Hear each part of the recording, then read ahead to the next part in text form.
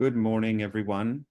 Thank you all for joining us here today for the 12th session as part of Nova Scotia Human Rights Week, which has been running from December 3rd to tomorrow, December the 10th. We'll be excited to celebrate the presentation of the 2024 Nova Scotia Human Rights Awards tomorrow. So if you're able to, join us in person at the Central Library. Otherwise, you will be able to find a live stream on the Commission's website for that.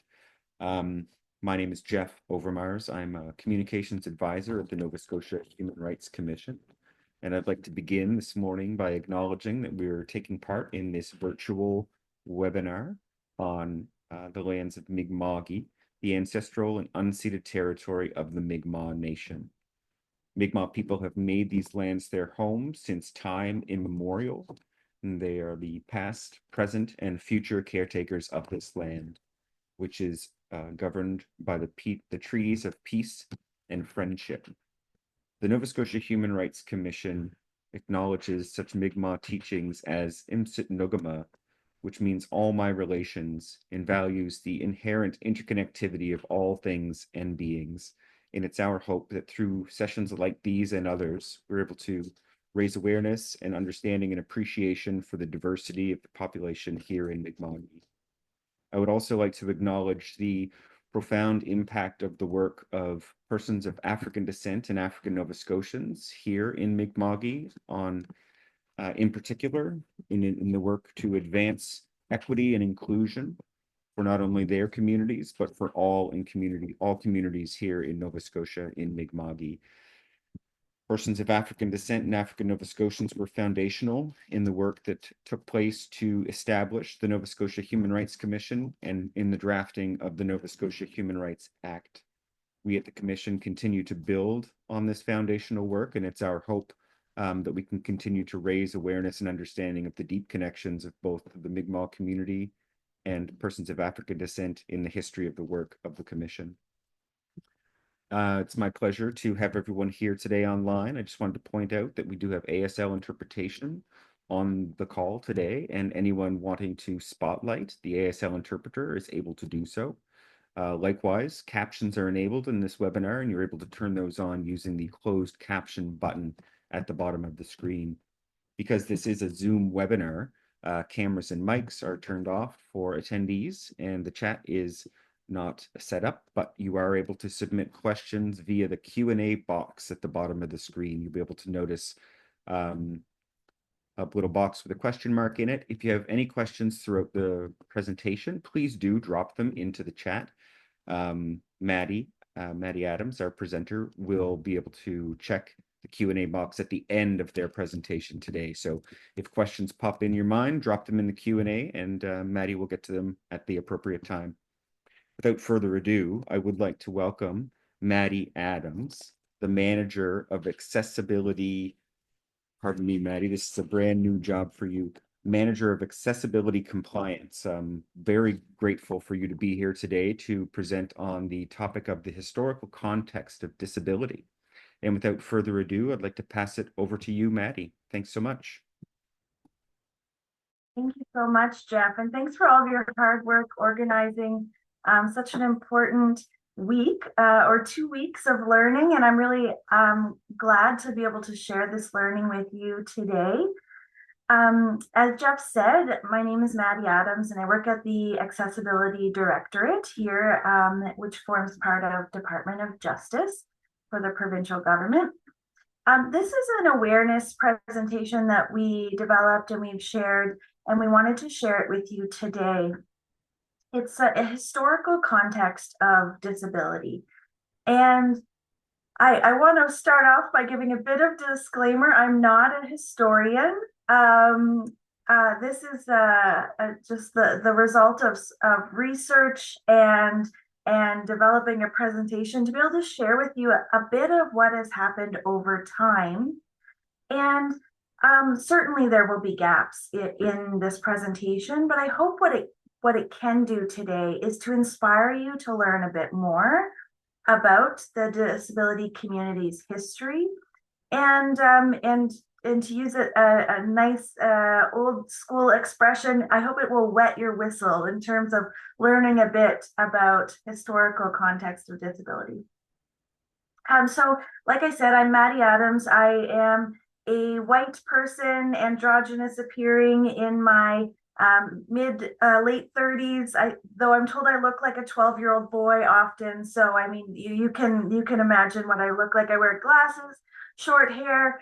I will give visual descriptions of the slides as I'm going to try to aid anyone who might be attending and not able to fully access the slides visually. So let's dive in.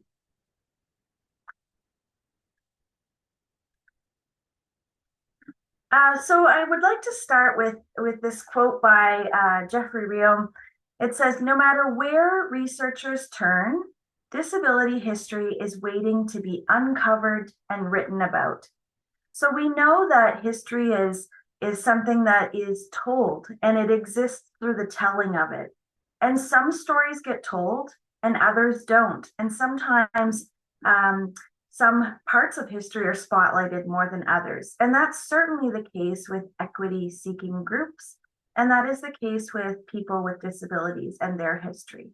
So I'd like to share with you a bit of historical context today, and hopefully you'll learn something new from this presentation. Yeah, so just a disclaimer, the telling of history is deeply imperfect. The history that I will share today is largely from a North American perspective. I will try to speak about North America, about the lands we call Canada, and also about history specific to Nova Scotia or Mi'kma'ki.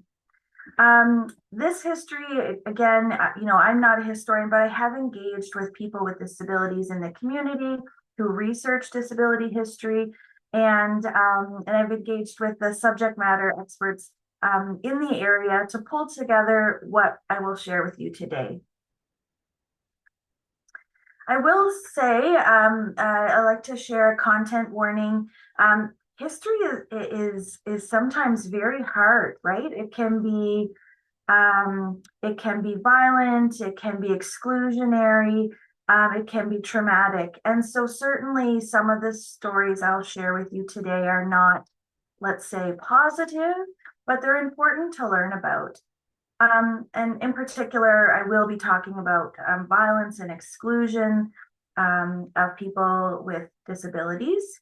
And so if you need to step away, this session is being recorded. So please do what you need to do to feel well in the space today. All right.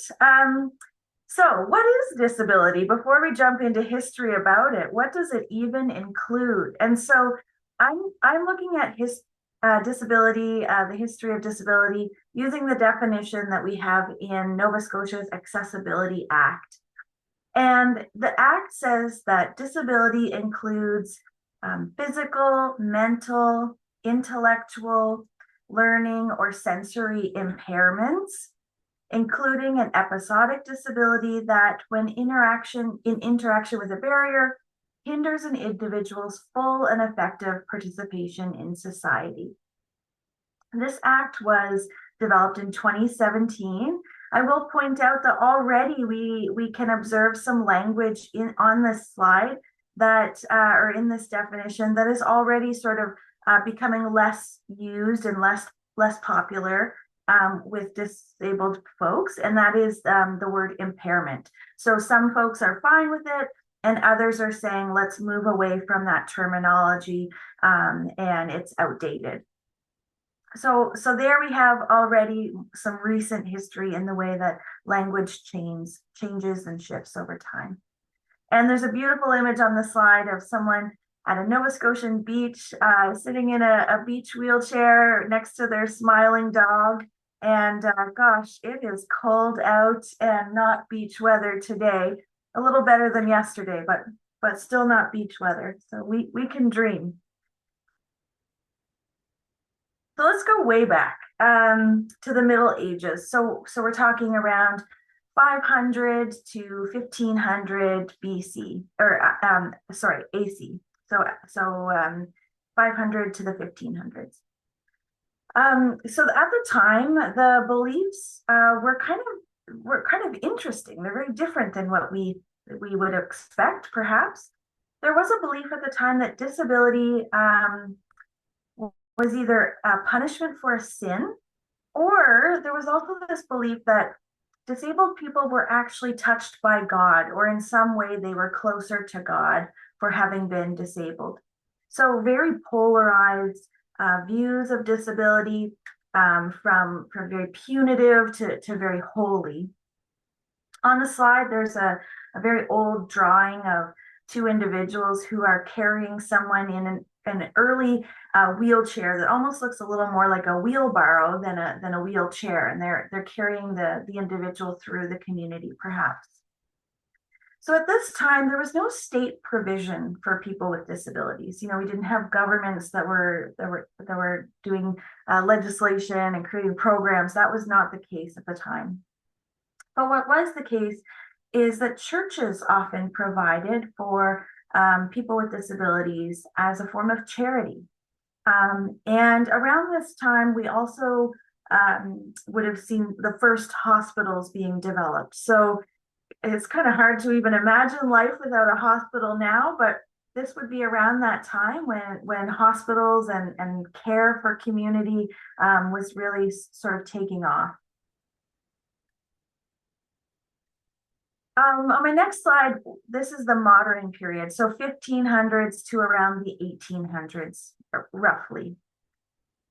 On this slide, there's an image from the time, and it's not a very positive image. It's a drawing. It says the Hospital for Lunatics, and there's a label above these people who are chained up, and it says the incurables. And so what started to happen around this time is that caring for people with disabilities became more of a civic duty and not just a religious matter. So the attitudes were really hardening around this time. That belief that being disabled meant you were closer to God, that was sort of falling out of favor. And this was around the time when governments and communities started to provide, I'll use the word care very loosely here, care for people with disabilities. And so there was the creation of the first MAD houses. And so that would be what this drawing on the slide represents in the quote, Hospital for Lunatics. So people were really being segregated, removed from community, and discriminated against at this time. This is also around the time that some of the first specialist schools that were created, though, and so there's certainly many views on specialization and whether that's positive or negative. Many folks with disabilities want to just be part of their communities that they're in, and yet sometimes there is a need for specialization.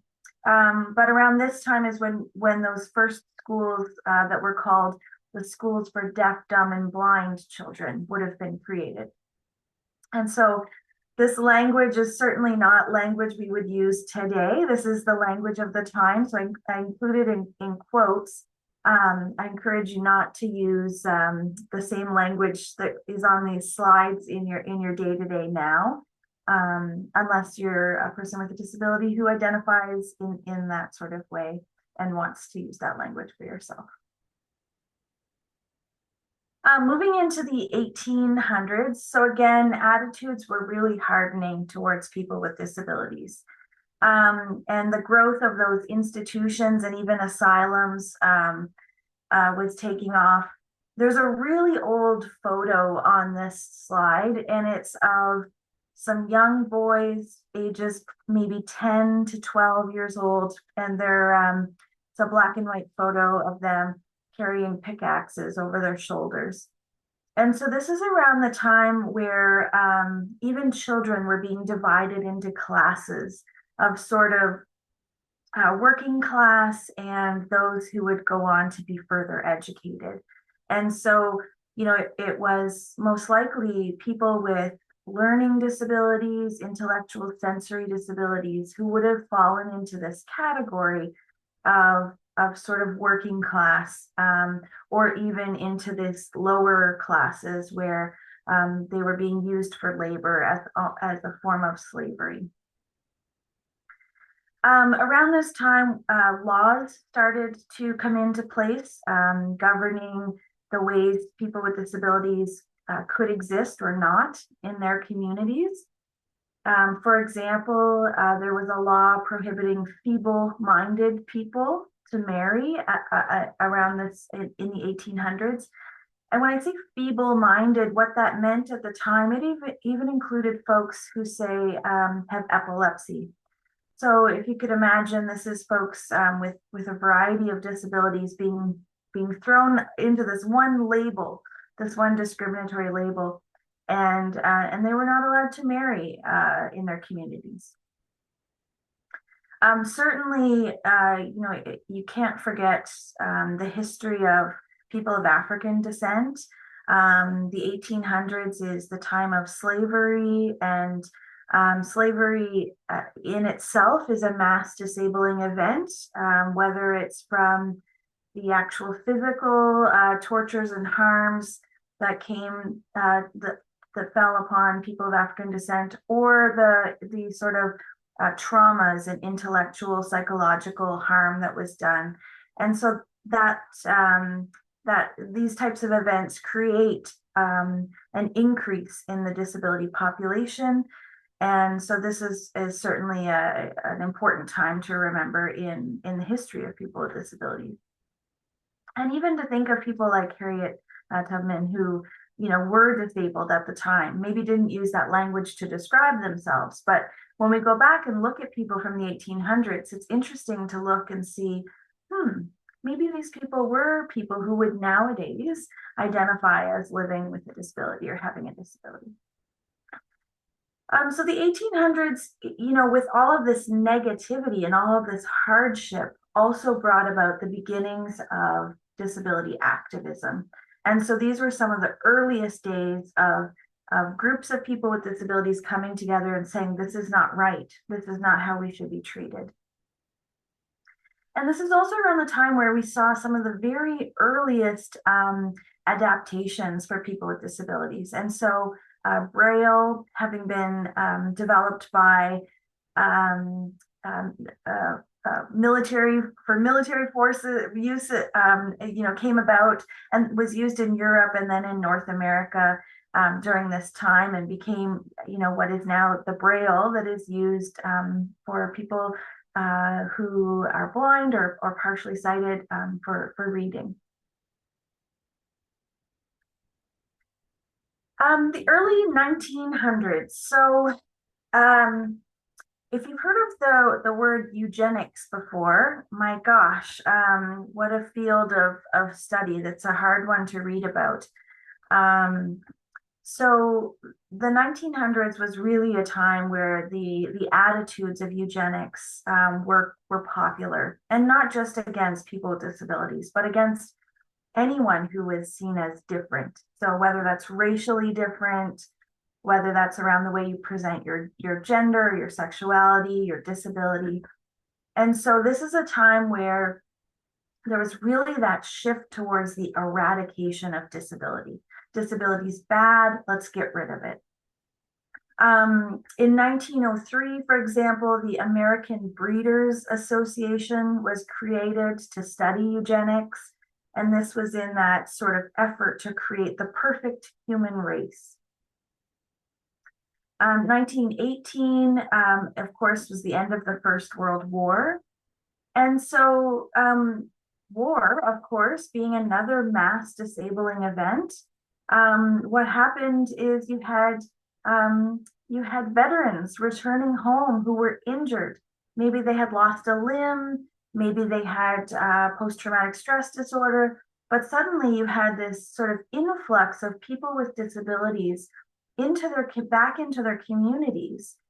And so this kind of caused a lot of people to question. So if you had sort of been thinking, yeah, we want this perfect human race, let's get rid of disability, but then say your husband returns home from war and is missing a foot. How do you rectify those issues? And also community wise, people returning home from war were seen as honorable. And so how do you rectify those two different beliefs? And on the slide, there is an old photo. It has a title on it. It says "A New Secretary," and it's a man who's seated in a very old wheelchair. So it's a wicker wheelchair, and he's seated at a typewriter. And so this would be someone returning home from war and trying to re-enter the workforce with now having a disability. And so around this time is also when organizations like war amps were created to help support those who were injured or disabled by war. 1918 is also interesting. My gosh, there have been many important days in the past week. We've December 1st is World AIDS Day. December 3rd is International Day of People with Disabilities. December 6th is the day against violence against women or intimate partner violence. And it's also the you might have heard if you can hear and you live in HRM, you might have heard the horns going on the ferries. It is the date of the Halifax explosion. And so the Halifax explosion being a more local event, but also a mass disabling event. So, that explosion, of course, had massive impacts on Nova Scotia, but in particular in Halifax and Dartmouth areas. And interestingly, in 1918, the Canadian National Institute for the Blind was formed. And this was formed shortly after the explosion because many people were actually blinded by that explosion that happened in the Halifax Harbor. So we're seeing sort of a mix of like good and bad things happening here.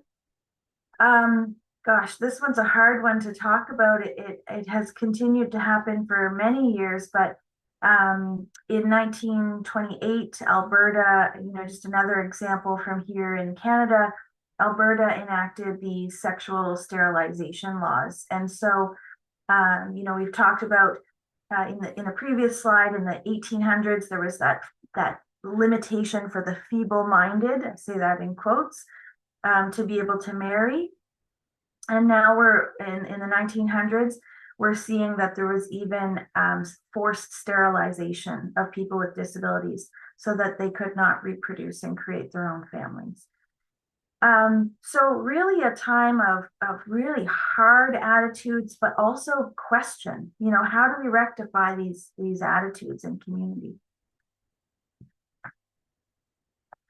The 1930s to the 1950s, this is a time where that sort of allyship between disabled civilians and veterans continued, and that brought about an expansion of social services. So in these days, I talked about war amps on the previous slide, but many other social services came about as veterans were returning home. And so there's really an important role that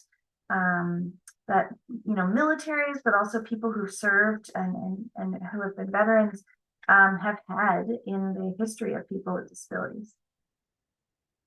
So speaking of war, we're talking 30s to 50s. This is also the time of Nazi law. So in 1933, in particular, there was Nazi law for the prevention of progeny with hereditary diseases. So can you imagine?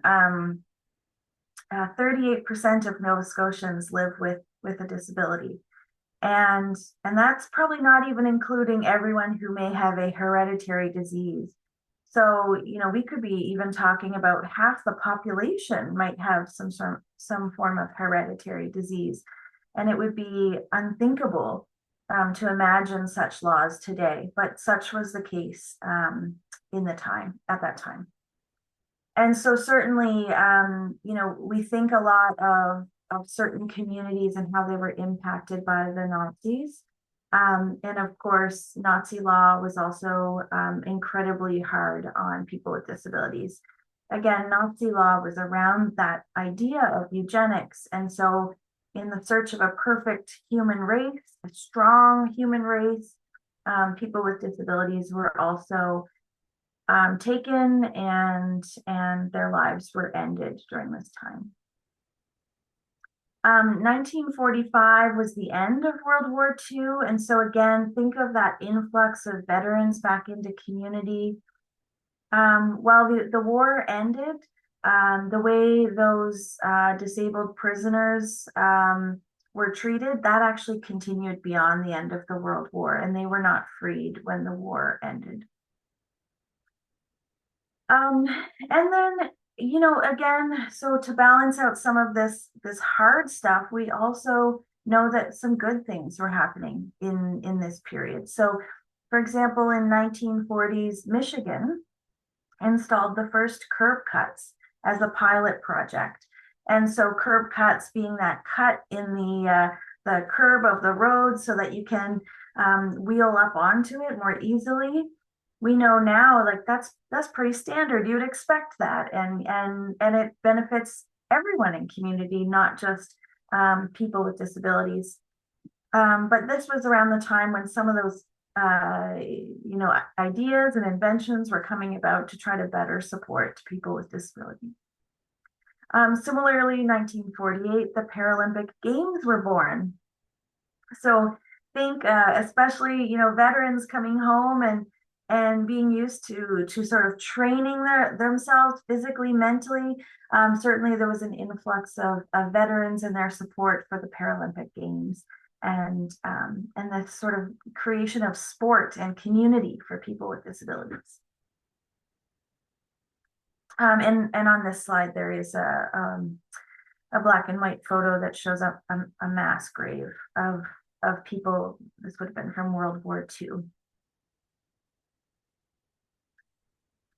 Okay, moving into the 60s and 70s, I don't want us to suddenly put on our rose-colored glasses and think everything was great, but we are, during this time, we're starting to see the new social movements and coalitions, starting to see people with disabilities advocating for themselves and their communities. And so this is a time really of some progress. 1975 was the UN Declaration on the Rights of Disabled Persons. And 1976, the Council for Canadians with Disabilities was formed. 1977, the 504 sit-in the US. I have if you haven't learned much about the 504 sit-in and Capitol Crawl, I have a film recommendation for you next. But all of these are either the communication of standards of what we expect for the inclusion of people with disabilities, or the creation of community for people with disabilities, and advocacy for people with disabilities. In the sort of more locally speaking, in Nova Scotia, in the 1970s, the Nova Scotia League for Equal Opportunities, or NSLEO, was created. And NSLEO just did a fabulous job last week hosting the International Day of Persons with Disabilities event. And so we know that they do incredible advocacy work and community development for people with disabilities in Nova Scotia. The 80s and 90s. So this is sort of a time of surge of new legislative rights. So all that fighting, it has amounted to some changes that become apparent around the 80s and 90s. From a Canadian context, 1980 would be when Terry Fox did the Marathon of Hope. Terry Fox, for many people, when people think, okay, what have I learned about disability history? Many people in Canada, they might only think of a handful of things they've learned, and Terry Fox might actually just be one of those things. So Terry Fox really Um, you know, the disability community doesn't like to, folks with disabilities aren't there for your inspiration. They're not there to inspire you just by their living their daily lives. But certainly Terry Fox was an inspiration. He wasn't just living his daily life, he was running across the country and trying to draw inspiration and to gain awareness. 1983 was the UN Decade of Disabled Persons. So again, we're seeing that sort of, if you think of the reach of a body like the UN, we're seeing a communication at a sort of policy level of what should be expected in our nations.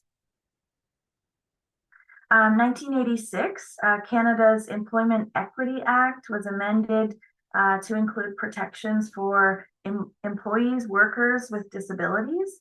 And so again, starting to see that, you know, people with disabilities are starting to matter, and they've always mattered, but matter on paper and matter in terms of legislation and policy.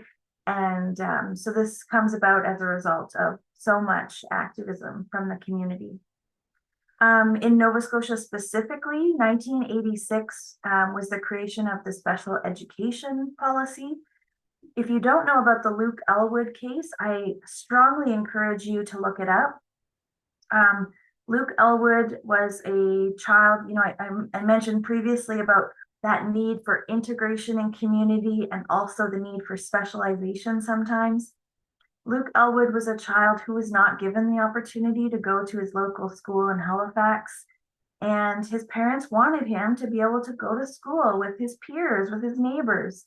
And they said, no, he must go to the specialized school for children with disabilities.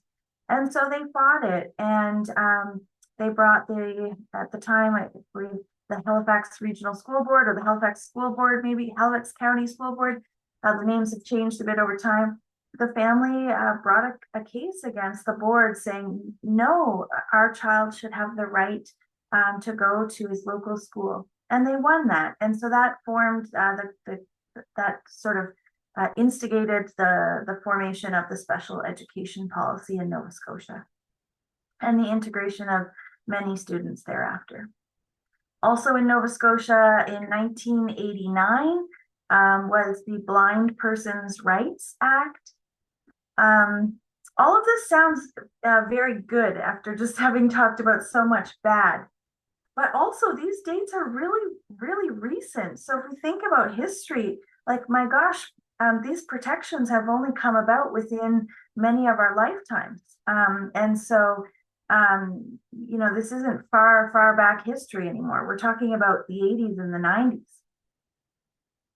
1990 is also the time of the creation of the American Disabilities Act, the ADA. And so the ADA works similarly, but also different from the way we have developed accessibility legislation in Canada and in Nova Scotia. But the ADA was formed in 1990.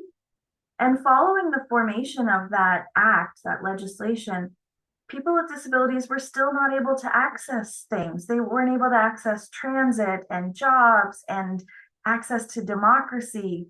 And so that instigated what's now called the Capitol Crawl. And there's an image on the slide of the US Capitol and of several people with disabilities who left their wheelchairs at the bottom of the big set of stairs before the Capitol building, and they physically crawled or dragged themselves up the stairs in a form of protest. And so there's lots of great books and films you can read about the sort of history of that advocacy in the US.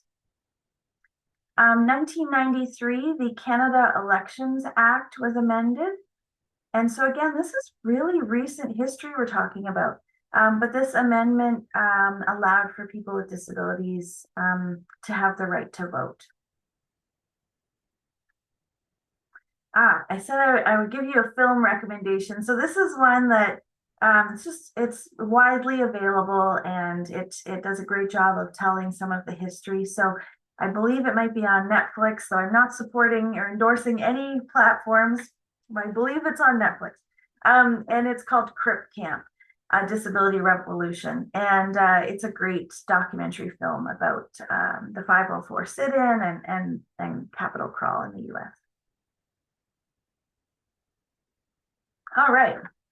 Early 2000s, which in some cases feels like yesterday and was also almost 25 years ago. So the early 2000s was a time of increased public interest in disability and in disability rights movements and in charitable causes. So there's sort of some positives and negatives to this. Increased visibility, increased awareness, awesome. Charities are very important. But also, with this sort of surge of interest in charitable causes, may come a little bit of that paternalism that, like, we must help the people with disabilities. And so those attitudes can be both positive and negative. On the slide, there is a close-up of someone's hairy wrist, and the person is wearing a Live Strong bracelet. So you might recall, the early 2000s, those Live Strong yellow jelly bracelets were really popular, and they took off, and then lots of other charities also created them for their own causes.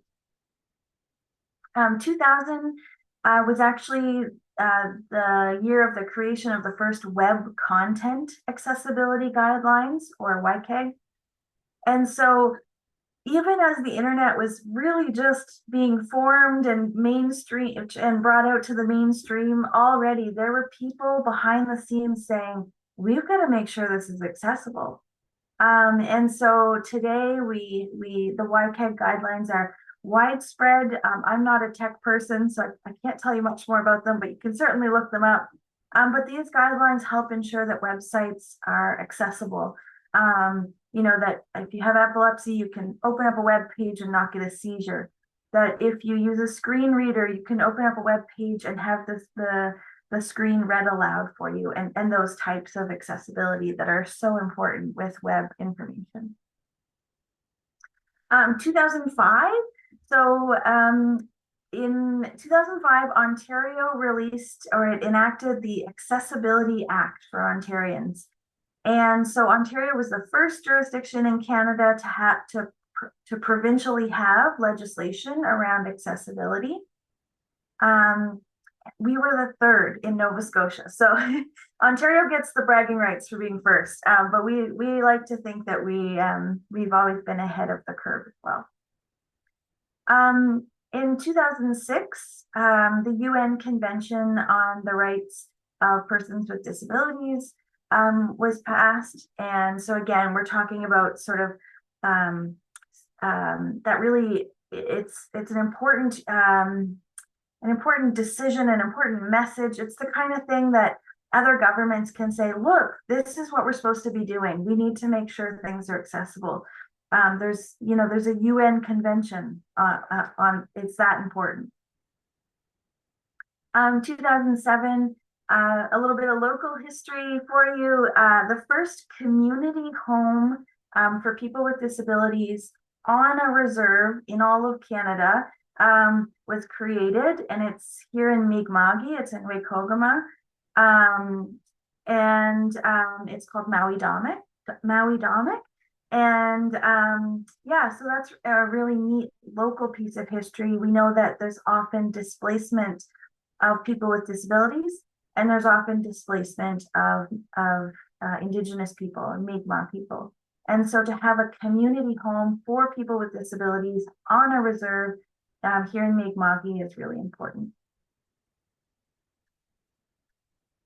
2010s and 2020s. So certainly within the past number of years, there's been a shift away from this sort of medicalization of disability. So a shift towards disability justice. So when I say medicalization, it's not thinking of disability as, oh, here's your diagnosis, here's what's wrong with you, here's how it should be fixed, and here's how we can help you. It's more a movement towards disability justice, which is more of people with disabilities are people. They're part of our community. Any one of us could be a person with a disability at any point. and all people belong and should have access and rights within our community. In 2017, Nova Scotia passed the Accessibility Act, and the act enables Nova Scotia to create accessibility standards to help standardize what accessibility means across the province. And then in 2019, the Accessible Canada Act was passed. And so that's at sort of a federal level, communicating federally what is expected. And this is important because while we need to be doing the work here in Nova Scotia, and Ontario needs to be doing their work, and Manitoba needs to be doing their work, we also want a nation, a Canada-wide understanding of what accessibility is. You shouldn't travel or move from one province to the next and have dramatically different access to your community. So the Accessible Canada Act, it is an act that creates standards that can then be adopted by other federal departments. So for example, Accessible Standards Canada is developing a number of standards right now, and federal departments can access those and can implement them into regulations. And so it's important to have that sort of shared understanding of what we mean by accessible. 2020, gosh, I don't know if any of us will ever hear those numbers and not instantly have a feeling of what that means. So 2020, of course, was the coronavirus pandemic. And so again, these types of events are sort of mass disabling in a way, in that, you know, if you think of the number of people who are now living with long COVID, or who have been further disabled by the pandemic in whatever way. And also there were some positives to come out of the pandemic. So things like access to remote doctor's appointments, or remote learning, or you know, virtual work. We're all here on a webinar today. So these types of things existed before 2020, of course, but they've become a lot more mainstream since then. And in some ways, you know, like phoning your doctor might have been a thing before, but virtual doctor's appointments were not as prevalent as they are now. And if you think of folks living with disability, let's say someone who's a wheelchair user who has to book specialized transportation to and from appointments, and the cost of that, the mental cost of all of that specialized bookings you have to do, and those types of things, to be able to just pick up the phone or turn on your computer and access a check-in with your doctor from home has been really positive. In 2020, in the US, there was also the election with hashtag Crip the Vote. So Crip being one of those words where the disability community is reclaiming it for themselves. So certainly if you're not part of the community, using words like Crip and cripple are maybe not recommended, but you will hear folks who are using that type of terminology for themselves, and that's fine. Crip the Vote was really about raising awareness of disability rights and accessibility issues within the election. 2023, so just last year, was historic here in Nova Scotia. The Nova Scotia Premier issued the apology for the historic and systemic discrimination of people with disabilities with respect to institutionalization. And there's now incredible work underway, which is being referred to as the remedy. And so Department of Community Services in particular is leading that work and doing amazing work to help people with disabilities leave institutions and be part of community again. And so we know that this history is ongoing. It's happening as we speak. It happened just last year, and there's still lots more to go. Certainly we haven't arrived at our end destination. There's still a lot of attitudinal barriers, lack of access, discrimination that happens. And so I hope this is a story we continue to write and continue to tell. I'd like to just leave you with a slide of some faces. Some might be familiar to you and some might not, but on this slide, there are 6 human beings, and they are all people with disabilities who are now in the mainstream. So we have everything from Aaron Wheels, who is a wheelchair athlete sponsored by Monster. He's got that Monster Green energy drink set of wheelchair that he does sport with.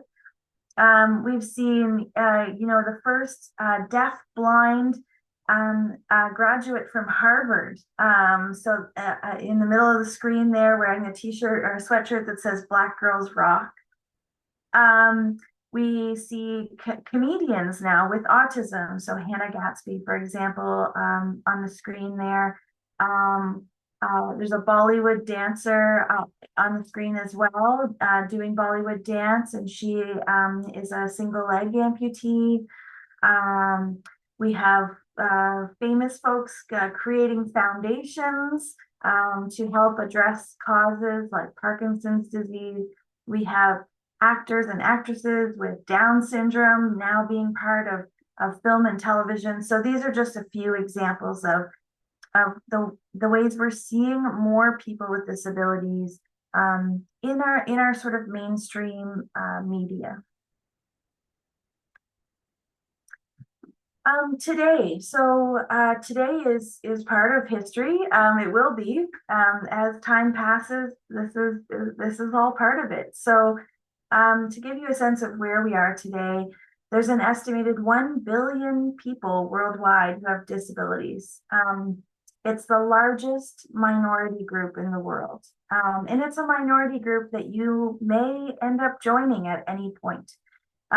So if you're in let's say if you're born as a racially visible person, that kind of doesn't usually change. Like your race is something that tends to be fixed.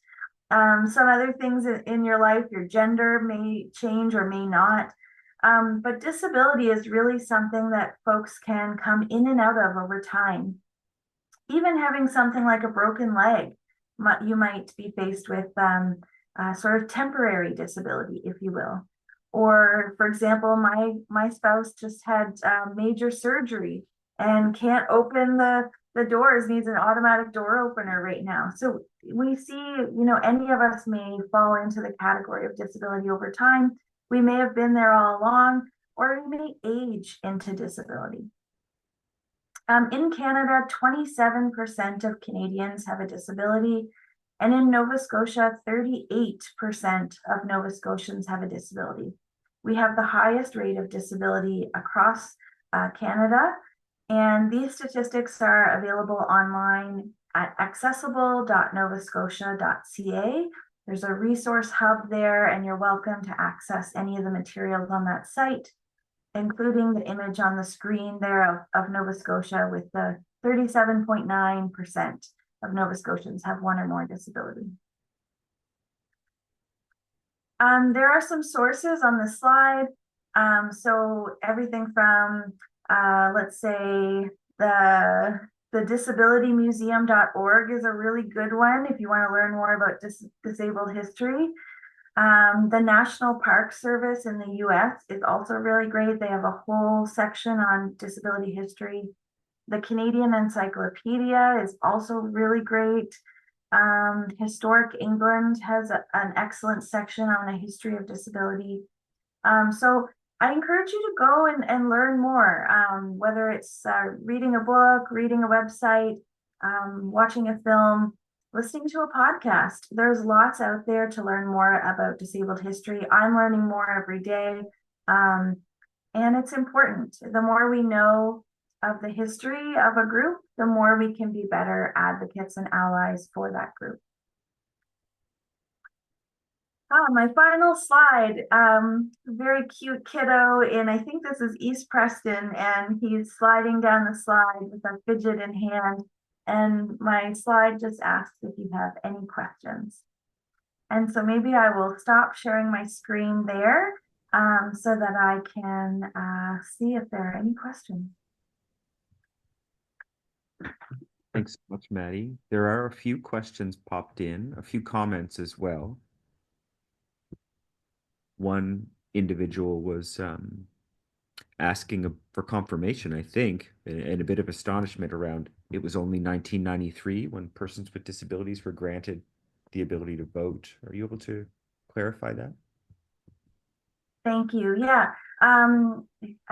Disability is it's such an interesting term because we're talking about a large group of people who are being clumped under one title.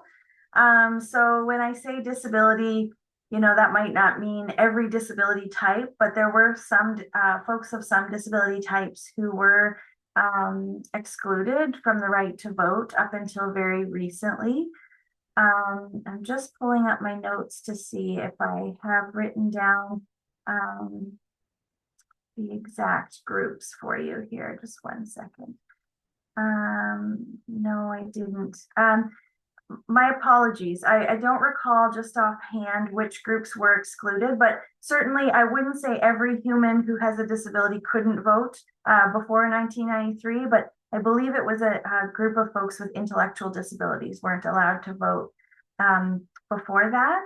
I'm not sure which diagnoses just offhand, but certainly if you look up the legislation, there's a history of the Canada Elections Act online.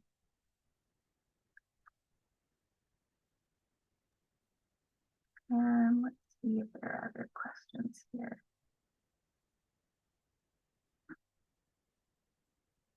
Yeah, so someone has commented saying the 37.9% of Nova Scotians with disabilities is for people ages 15 and over.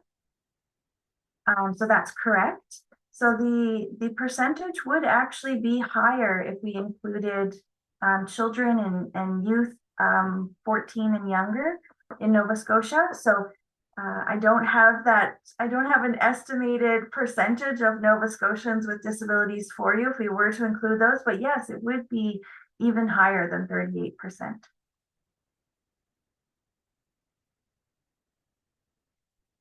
Someone has let us know that they're on a standard development committee for the province. That's amazing. Thank you so much. The standard development committees are a group of subject matter experts.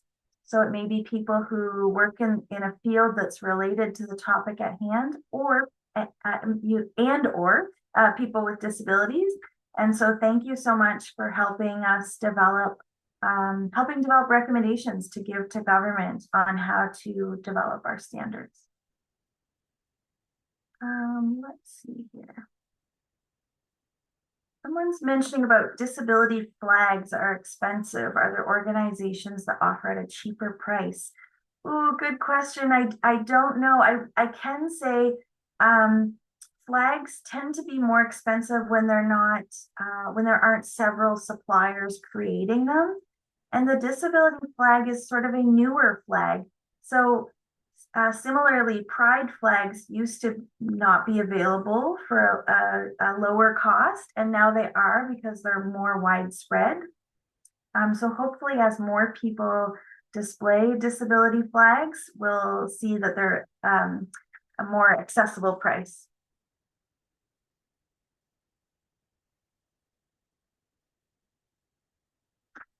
Someone has said that they do wheelchair curling, and they're so thankful for the creation of the Paralympic Games, which led to parasports. Thank you so much.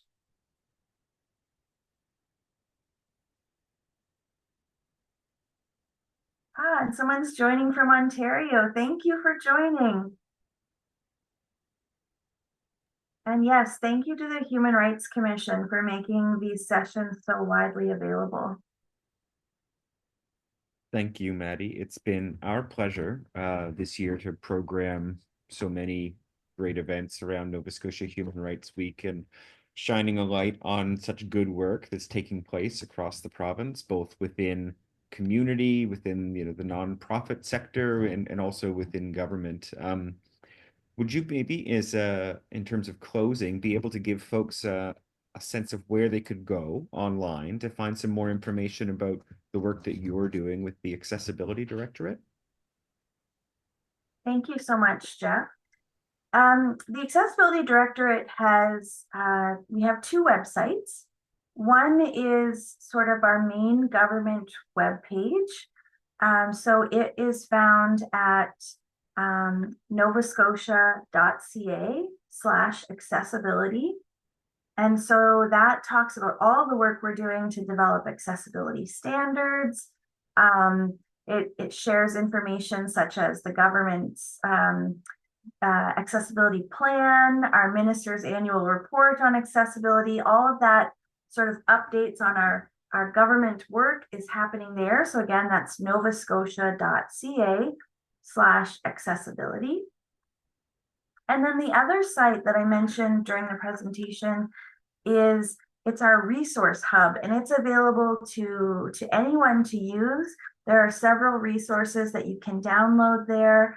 There are, there's all kinds of information on there. There's some information about what's happening with accessibility plans across Nova Scotia. So let's say your municipality would have an accessibility plan. It would be uploaded on there, so you could go find it. And there are some success stories on there as well. And so that site is accessible.novascotia.ca.